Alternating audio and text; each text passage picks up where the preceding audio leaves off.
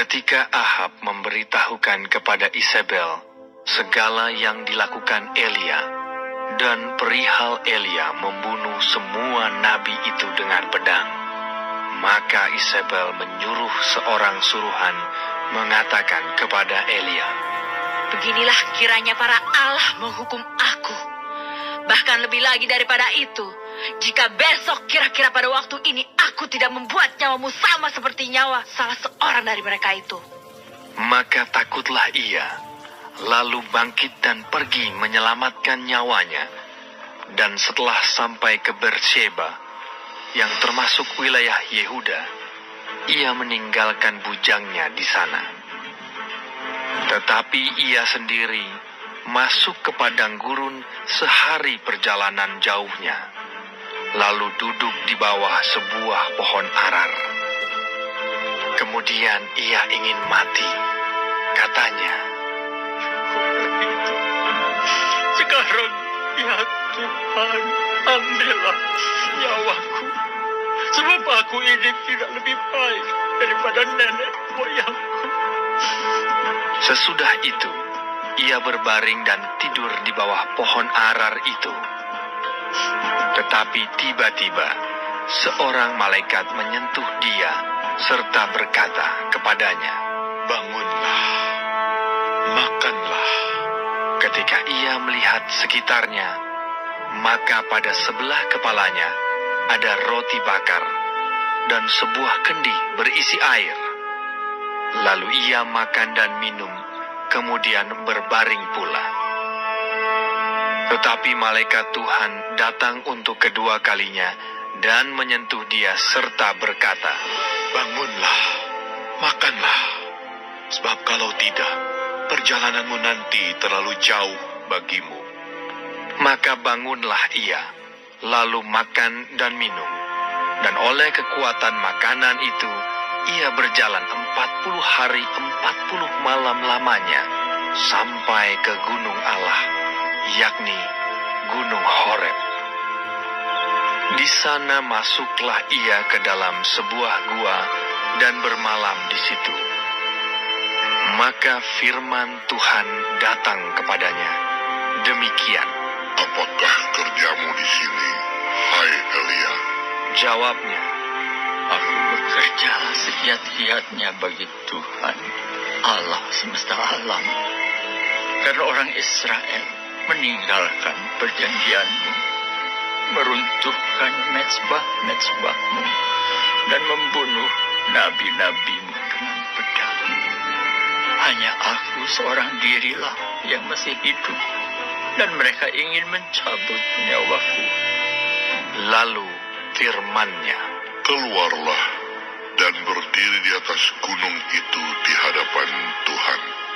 Maka Tuhan lalu, angin besar dan kuat yang membelah gunung-gunung dan memecahkan bukit-bukit batu, mendahului Tuhan. Tetapi tidak ada Tuhan dalam angin itu. Dan sesudah angin itu, datanglah gempa. Tetapi tidak ada Tuhan dalam gempa itu. Dan sesudah gempa itu, datanglah api. Tetapi tidak ada Tuhan dalam api itu. Dan sesudah api itu, datanglah bunyi angin sepoi-sepoi basah. Segera sesudah Elia mendengarnya, ia menyelubungi mukanya dengan jubahnya, lalu pergi keluar dan berdiri di pintu gua itu.